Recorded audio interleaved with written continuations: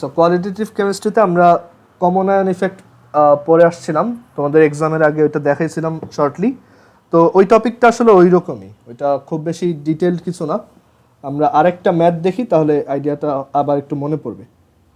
আর Henry's ল দেখাবো, আর এরপর হচ্ছে সলভেন্ট এক্সট্রাকশন দেখাবো।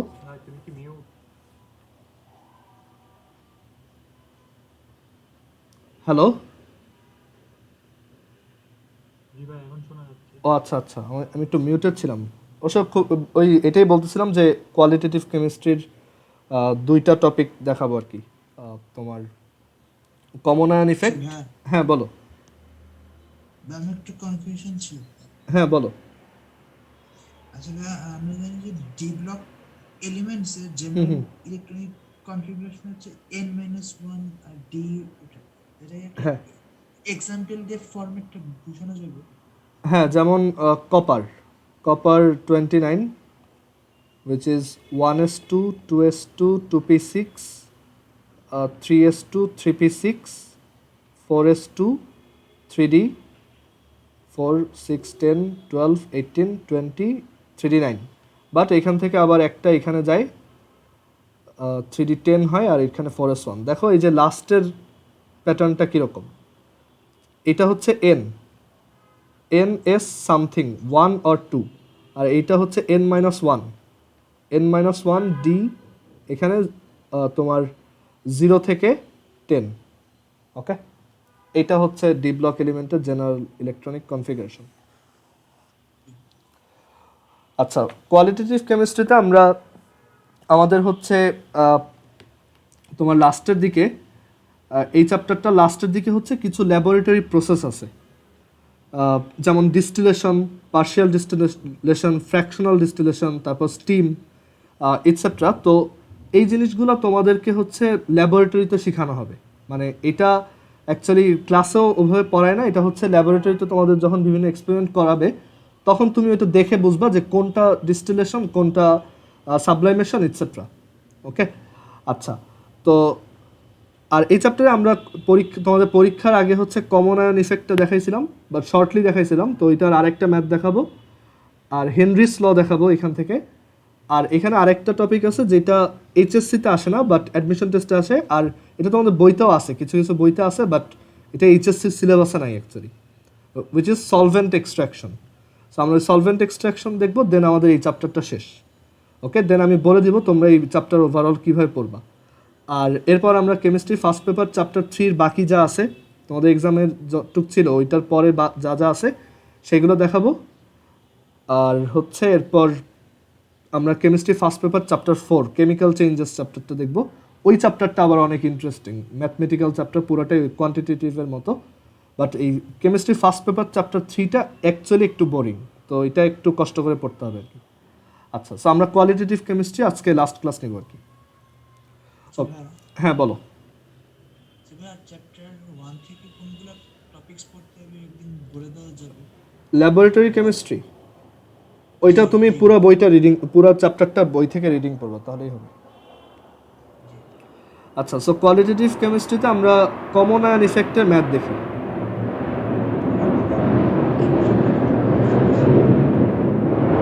আচ্ছা, আমি কথাটা ঠিক মতো শুনতে পাইনি, একটু আরেকবার বলো।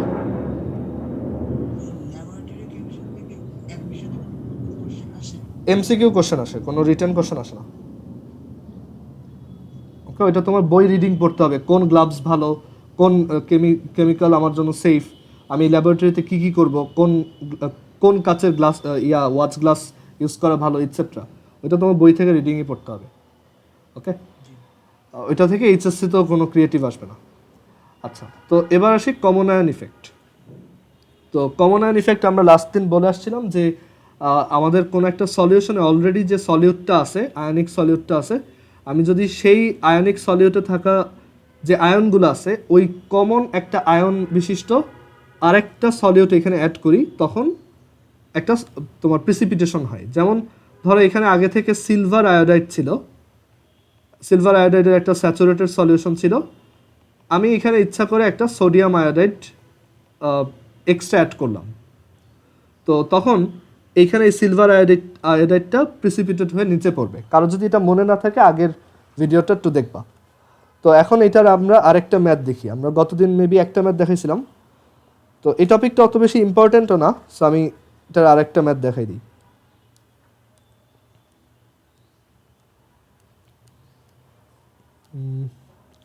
হ্যাঁ, সো সাপোজ এরকম একটা কোশ্চেন আছে যে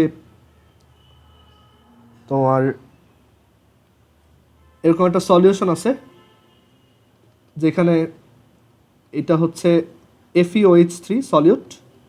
FeOH3 এর একটা তোমার সলিউশন আছে যার তোমার সলিউবিলিটি প্রোডাক্ট KSP হচ্ছে 3.98 ইন্টু 10⁻⁻38। আচ্ছা, এটা তো ইউনিট নেই, সো -38। সো এটা হচ্ছে এইখানে FeOH3 যে সলিউশনটা তার একটা স্যাচুরেটেড সলিউশন, অ্যান্ড সেই স্যাচুরেটেড সলিউশনটার এই সলিউবিলিটি প্রোডাক্ট হচ্ছে এত। ওকে, আচ্ছা, তো এখন আমাদের জিজ্ঞেস করছে যে এটা হচ্ছে 25 ডিগ্রি সেন্টিগ্রেডে। তো আমি যদি এখানে extra 0.1 molar sodium hydroxide add করি, 0.1 মোলার সোডিয়াম হাইড্রোক্সাইড যদি এটার সাথে অ্যাড করি, তখন Fe3+ এর কনসেন্ট্রেশন কত হবে? What is the changed concentration of Fe3+? So এখানে ডেফিনেটলি কমন আয়ন ইফেক্ট। কেন? FeOH3 ভিতর OH- আয়ন আছে, সোডিয়াম হাইড্রোক্সাইডের ভিতরেও OH- আয়ন আছে, কমন একটা আয়ন আছে। সো ডেফিনেটলি এটার সলিউবিলিটিটা ডিক্রিজ হয়ে ও প্রেসিপিটেট হয়ে নিচে পড়ে যাবে। ওকে, সলিউবিলিটিটা ডিক্রিজ হবে আর কি। আচ্ছা, সো এটা বের করবো কীভাবে? ফার্স্টে আমরা দেখি প্রথমে Fe3+ এর কনসেন্ট্রেশন কত ছিল। তো আমরা এটাকে এভাবে লিখতে পারি Fe3+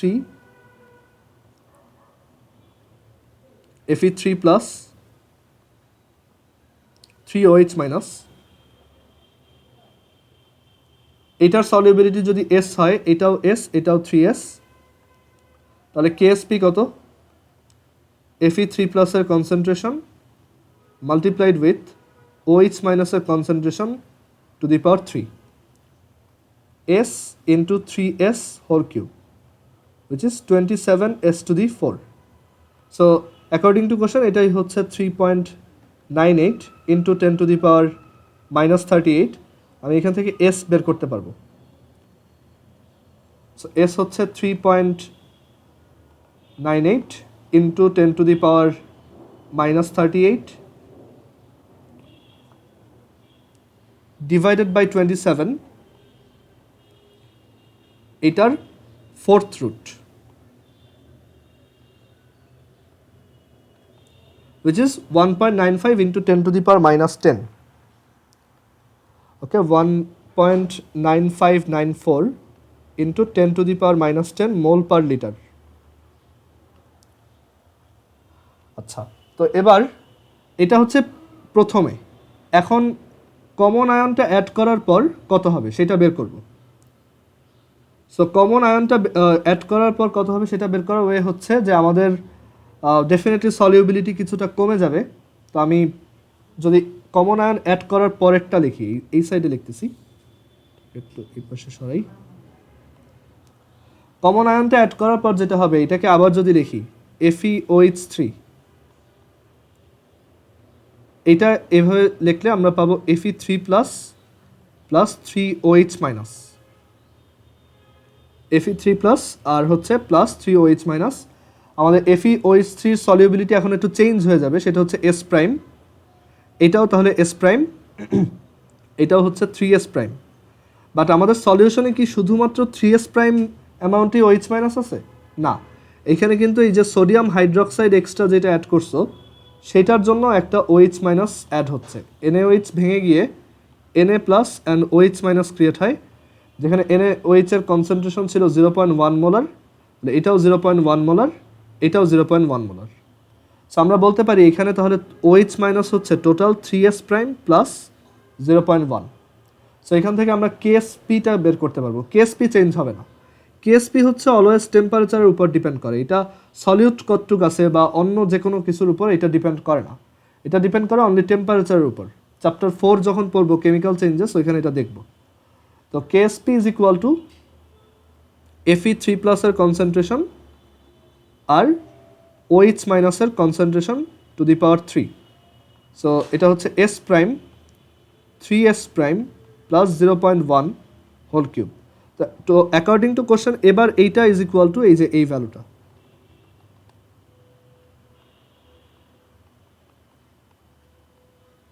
তো আমরা দেখি এস প্রাইম কত আসে, সলভ করব। তো x into 3x plus 0.1 whole cube is equal to 3.98 into 10 to the power minus 38।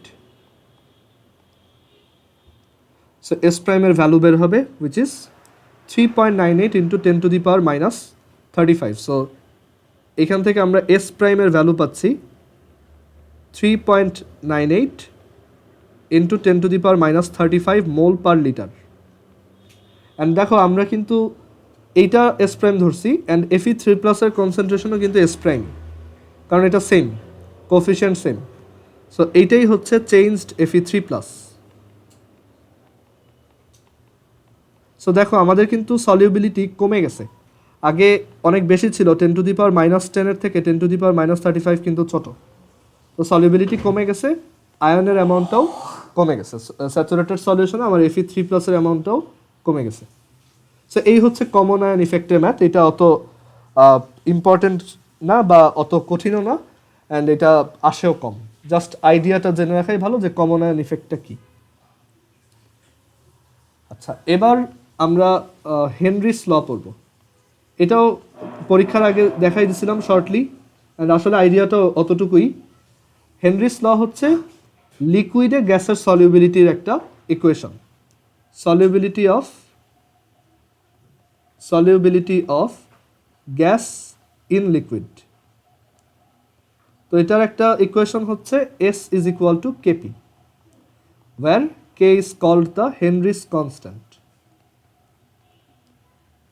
P is the pressure, কত প্রেশার দিচ্ছ, S হচ্ছে সলিউবিলিটি।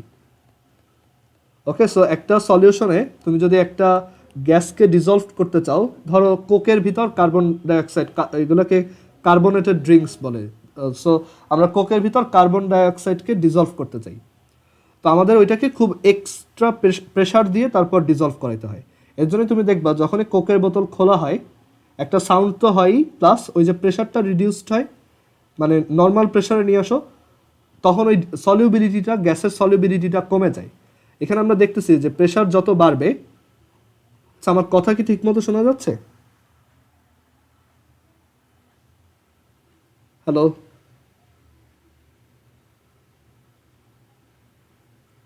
মাঝখানে কি কোনো ধরনের সমস্যা হয়েছিল? কেটে কেটে ছয়টা আমার নেটে একটু সমস্যা হয়েছিল আর কি। আচ্ছা দেখো, সো যেটা বলছি যে প্রেশার যত বাড়াবা গ্যাস তত বেশি ডিজলভড হবে, সলিউবিলিটি বাড়বে। সো একটা কোকের ক্যান, ধরো এরকম একটা কোকের ক্যান, একটা কোকের বোতল, তো এইটাকে যদি খোলা হয়, এটা খুব হাইলি কম্প্রেস করে এটার ভিতরে গ্যাসটা ডিজলভ রাখা হয়। তুমি যেই এটাকে খুলবা সাথে সাথে প্রেশারটা কমে যাবে, এই ভিতরে যে কার্বন ডাইঅক্সাইড পার্টিকেলগুলো ছিল, কার্বন ডাইঅক্সাইড গ্যাসের পার্টিকেলগুলো ছিল, তাদের উপর প্রেশারটা কমে যাওয়ায় তাদের সলিউবিলিটিও কমে যাবে। তো তারা এখন আর এখানে ডিজলভ থাকতে চাবে না, তারা এখান থেকে উঠে আসবে, অ্যান্ড এর জন্যই তুমি বাবল দেখবা। সো এই যে তোমার একটা কোকের বোতল খুললে যে বাবল উঠে, বা যে কোনো কার্বোনেটেড ড্রিঙ্ক খুললেই যে তোমার আমরা বাবল দেখি, ওইটার রিজন হচ্ছে হেনরিস ল। ওকে, এস সমান কেপি। কে হচ্ছে হেনরিস কনস্ট্যান্ট, এক একটা সলিউটের জন্য এক এক রকম। পি হচ্ছে অ্যাপ্লাইড প্রেশার, এস হচ্ছে সলিউবিলিটি। অ্যান্ড এটার ম্যাথ খুবই ইজি।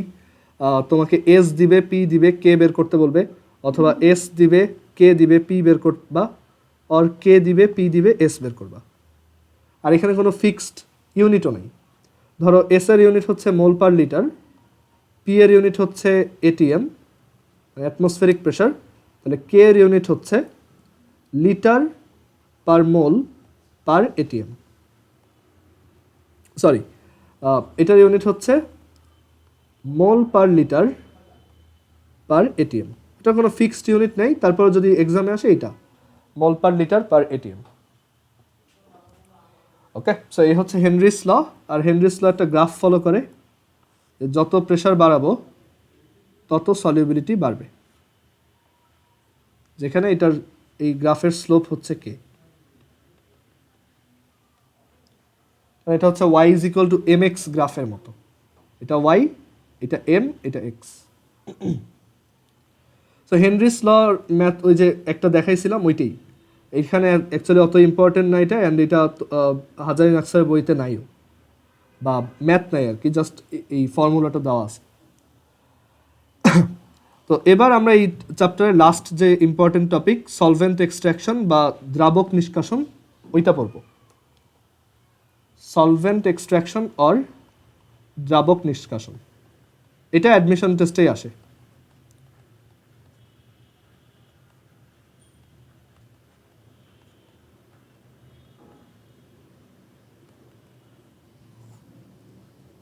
এইটা কি বইতে নাই? হ্যাঁ, এটা বইতে আছে, বাট এটা সিলেবাসে নেই। আচ্ছা, সো সলভেন্ট এক্সট্রাকশন বা দ্রাবক নিষ্কাশন। তো সলভেন্ট এক্সট্রাকশনের আইডিয়াটা হচ্ছে যে ধরো আমাদের এখানে একটা অ্যাকুয়াস সলিউশন আছে,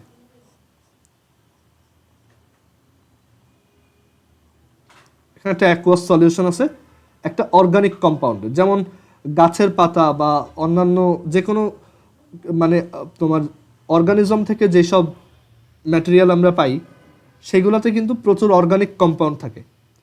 সো ওই অর্গানিক কম্পাউন্ডগুলা আমরা আলাদা করব কিভাবে, সো সেইটার একটা টেকনিক হচ্ছে সলভেন্ট এক্সট্রাকশন। তো ধরো আমাদের কাছে এখানে একটা কোনো একটা কম্পাউন্ডের মানে ধরো আয়োডিন, তার একটা অ্যাকুয়াস সলিউশন আছে, দ্যাট ইজ আমরা এখানে পানির ভিতর আয়োডিনের একটা সলিউশন ক্রিয়েট করছি। সলভেন্ট এক্সট্রাকশনের আইডিয়া হচ্ছে যে তুমি পোলার কোনো একটা সলভেন্টে একটা সলিউটকে রাখবা ফার্স্টে, যেমন এখানে পোলার সলভেন্ট হচ্ছে ওয়াটার।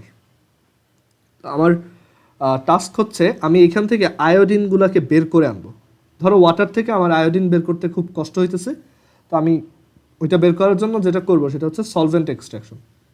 আইডিয়াটা হচ্ছে আমরা এই যে পোলার সলভেন্টটা নিছি বা পোলার যে দ্রাবকটা নিছি, এইখানে একটা নন পোলার সলভেন্ট অ্যাড করব।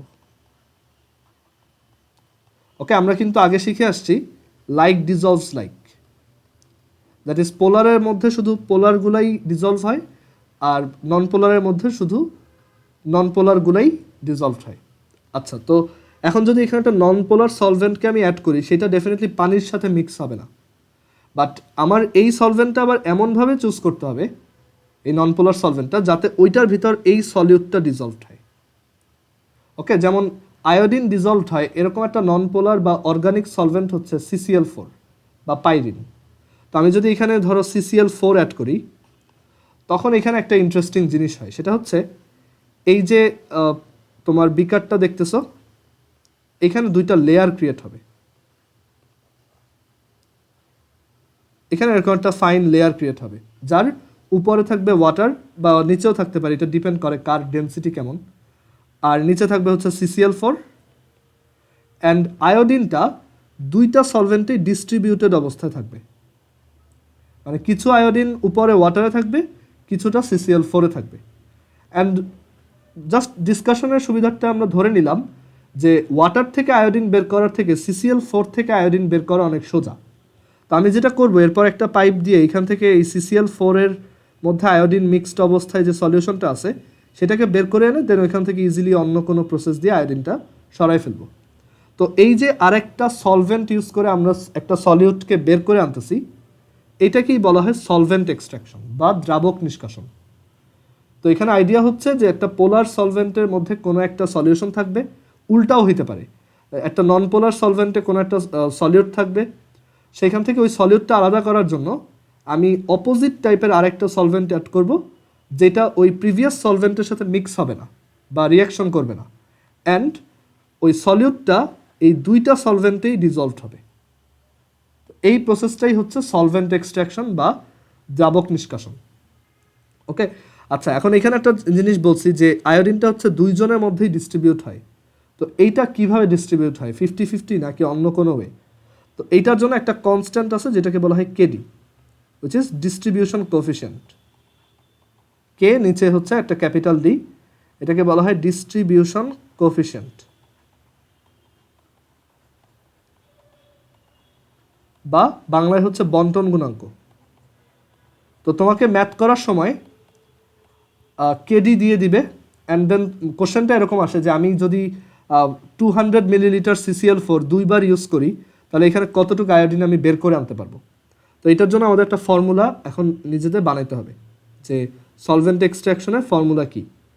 আমাদের টার্গেট হচ্ছে যে আমি ভি মিলিলিটার CCl4 যদি অ্যাড করি লাস্টে কতটুকু আয়োডিন আমি বের করে আনতে পারবো। ওকে, সো আমরা পরে পেজে যাই। সো প্রথমে হচ্ছে কেডিকে ডিফাইন করি। কেডি হচ্ছে C1/C2, যেখানে C1 হচ্ছে,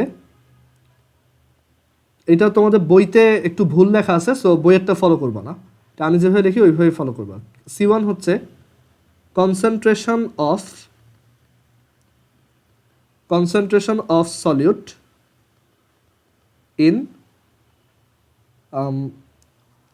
দাঁড়াও, আচ্ছা আমি একটু ভুলে গেছি, একটু ওয়েট, একটু মনে করিনি।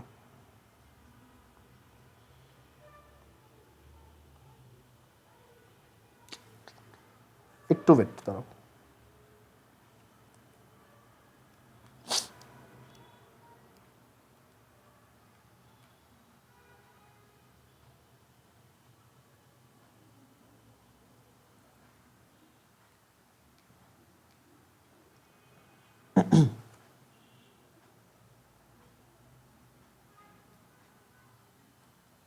আচ্ছা, সো এটা হচ্ছে, আচ্ছা এভাবে লেখো যে কেডি ইজ ইকুয়াল টু হচ্ছে C1/C2, যেখানে C1 হচ্ছে concentration of solute in polar solvent,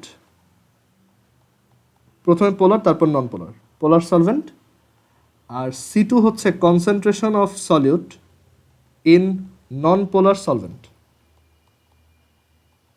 so KD হচ্ছে একটা রেশিও যেটা হচ্ছে দুইটা সলভেন্টে, যেই দুইটা সলভেন্টকে আমরা মিক্স করব, যেমন প্রথমে আমি পোলার সলভেন্ট দিয়ে স্টার্ট করি যদি, তো তখন আমার এখানে খেয়াল রাখতে হবে যে C1 হচ্ছে পোলার আর C2 হচ্ছে নন পোলারেরটা। ওকে, আর এখন আমরা ম্যাথটায় আসি। একটা ম্যাথ, আচ্ছা ম্যাথ না, আমরা ফর্মুলাটা আগে ডিরাইভ করি। তো ধরো এখানে একটা কম্পাউন্ডের X গ্রাম ছিল, প্রথমে হচ্ছে X গ্রাম না, ধরো X0 গ্রাম ছিল, আর ও হচ্ছে পোলার একটা সলভেন্টে ছিল, পোলার সলভেন্টে ওর একটা সলিউশন। তো আমি এখানে V মিলিলিটার নন পোলার সলভেন্ট অ্যাড করতেছি।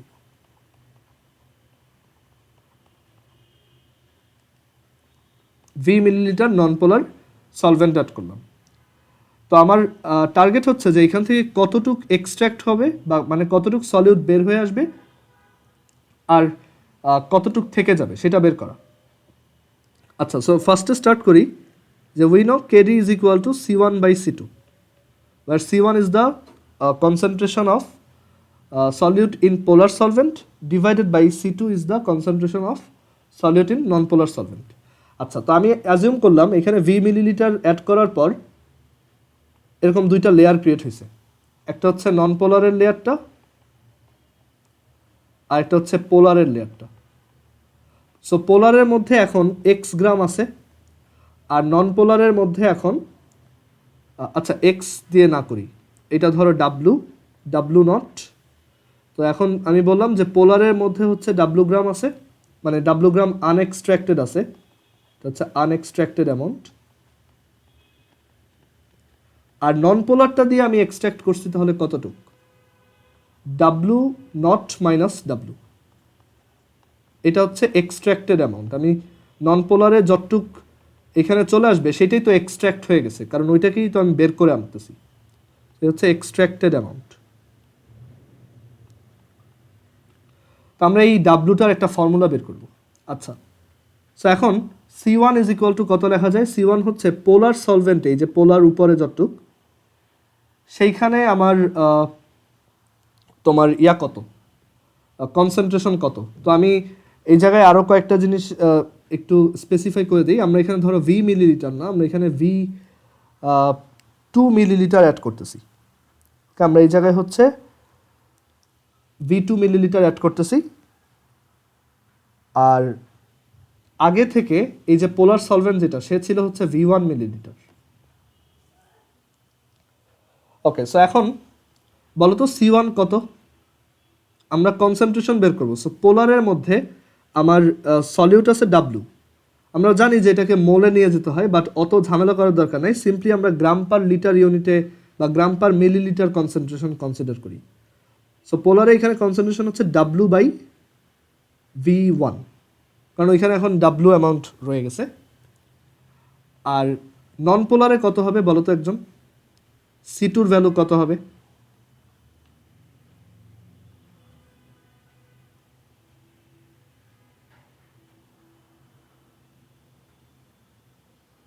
বলো।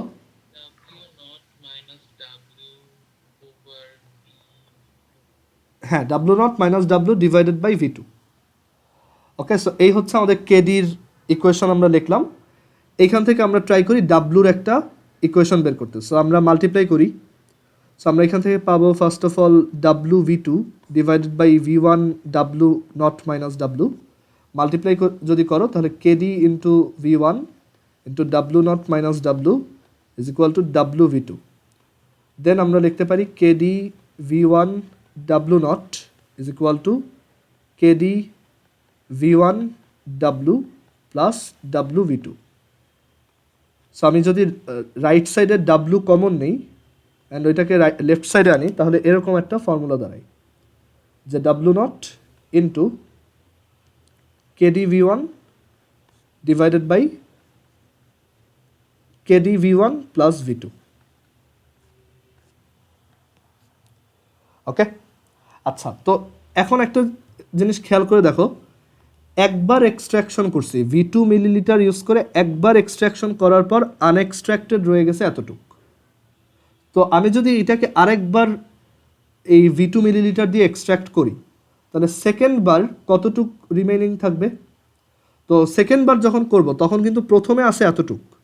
তো এখন এইটাই হচ্ছে W0, মানে ফর্মুলাটা দেখো, আনএক্সট্রাক্টেড সমান হচ্ছে initial into this. So second বার যখন করব তো অলরেডি তো তুমি একবার এক্সট্রাকশন করে ফেলছো, তো এখন এখানে আসে হচ্ছে প্রথম, মানে এখন এখানে আসে জাস্ট W, বাকি সবই সেম। তো এখন ইনিশিয়াল অ্যামাউন্টটাই হচ্ছে W and then multiply with this.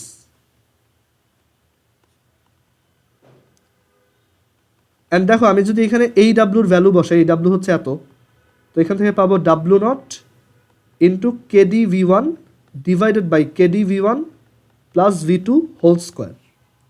So দুইবার এক্সট্রাকশন করলে ফর্মুলা হচ্ছে এত, তা n বার এক্সট্রাকশন করলে কত হবে? সো আমরা পরের পেজে যাচ্ছি। যে আমি যদি একটা সলিউশন থেকে, যেখানে V1 মিলিলিটারের পোলার সলভেন্ট ছিল প্রথমে, V1 পোলার সলভেন্ট, আর সেখানে আমি ধরো প্রত্যেকবার V2 মিলিলিটারের নন পোলার অ্যাড করব, আর আমাকে কেডি দেওয়া আছে, আর একদম প্রথমে এখানে W0 অ্যামাউন্ট সলিউট ছিল। ওকে, আমি ধরো এই V2 মিলিলিটারটা যদি n বার ইউজ করি, ধরো একবার, দুইবার, তিনবার, তখন আমি n বার পর আনএক্সট্রাক্টেড অ্যামাউন্ট পাবো। এই unextracted amount WN is equal to পাবো W0 into KD V1 divided by KD V1 plus V2 whole to the power n। Okay, আচ্ছা, তো এবার এই ফর্মুলাটা আমরা পেয়ে গেলাম অ্যান্ড এখান থেকে আমরা এক্সট্রাক্টেড অ্যামাউন্টও পাবো। যে n বার যদি এক্সট্রাকশন করি, তাহলে এক্সট্রাক্টেড অ্যামাউন্ট হচ্ছে W0 minus WN, which is W0 minus W0 KD V1 divided by KD V1 plus V2 whole to the n। Formula দুটো মুখস্থ রাখবা। আচ্ছা, এটার একটা ম্যাথ দেখাবো, বাট ম্যাথটা দেখার আগে আমরা একটা কনসেপচুয়াল কোশ্চেন ফার্স্টে অ্যান্সার করব। সেটা হচ্ছে যে এই যে কাজটা করতেছি, ধরো আমি এই আমার কাছে ধরো V2 মিলিলিটার ছিল, তো আমি V2 মিলিলিটার একবারে এক্সট্রাকশন করলে যতটুক এক্সট্রাক্ট করতে পারবো, V2 মিলিলিটারকে যদি দুইবার এক্সট্রাকশন করি, মানে একবার V2/2 আরেকবার V2/2, মানে ধরো আমি 100 মিলিলিটার দিয়ে এক্সট্রাক্ট করতে চাচ্ছি, তো আমি একবারে 100 না দিয়ে 50-50 ভাগ করে দিলাম।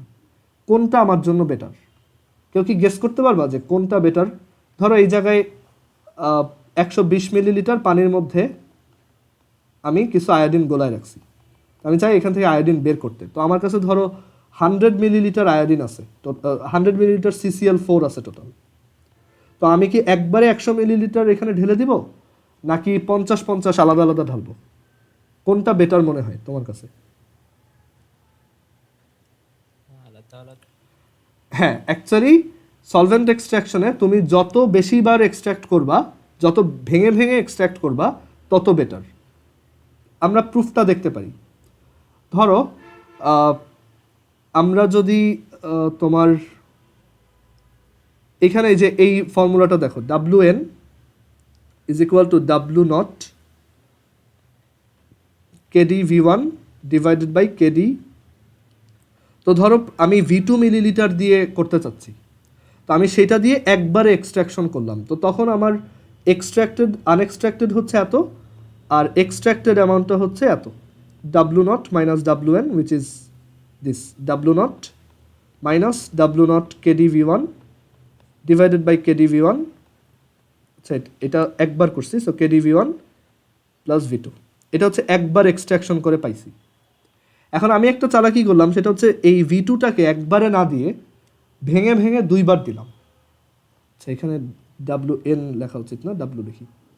আচ্ছা, সো এবার যদি দুইবার করি, তাহলে আমার এই আনএক্সট্রাক্টেড অ্যামাউন্টটা কত হবে? W0। তো এবার কিন্তু আমি যতটুকু অ্যাড করতেছি সেটা আর V2 না, এবার হচ্ছে V2/2 করে, বাট সেটা আমি অ্যাড করব দুইবার, সো এখানে আবার পাওয়ার হবে 2। ওকে, তো এই জায়গা থেকে দেখা যায় যে তুমি যদি W0 থেকে এই W প্রাইমটা সাবট্র্যাক্ট করো, এইটা যদি সাবট্র্যাক্ট করে দাও এখান থেকে, এই ভ্যালুটা অ্যাকচুয়ালি অলওয়েজই তোমার এইটা থেকে বড় হয়।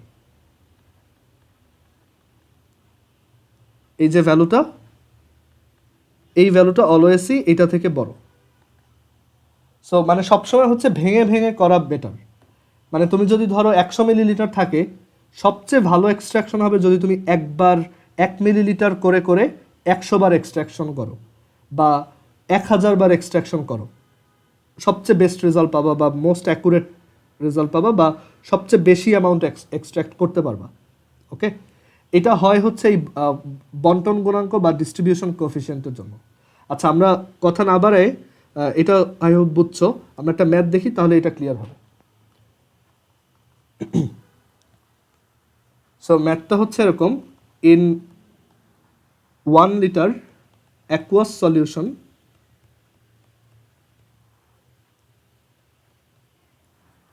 solution of iodine, 1 gram iodine is present. So দুইটা কোশ্চেন এখানে, how much I2, মানে how much iodine will remain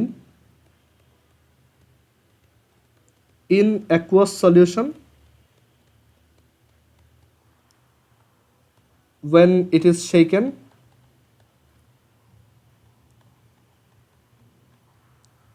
with 50 milliliter CCl4 solvent। আমি যদি 50 মিলিলিটার CCl4 সলভেন্ট দিয়ে একবার এটাকে ঝাঁকাই, তাহলে কতটুক অ্যাকুয়াস সলিউশনে থেকে যাবে, মানে আনএক্সট্রাক্টেড থাকবে। সো ফর্মুলা হচ্ছে W is equal to W0 KD V1 divided by KD V1 plus V2। একবার যেহেতু মানে কিছু বলে নাই, সো একবারই করতেছি, তো এইটা এখানে বসাতে হবে। W0 হচ্ছে 1। আচ্ছা, এখন কেডির ব্যাপারে কোশ্চেন একটু ইনডাইরেক্টলি বলছে, মানে এখানে ডিরেক্টলি বলে নাই, আমাদেরকে বলছে দ্য ডিস্ট্রিবিউশন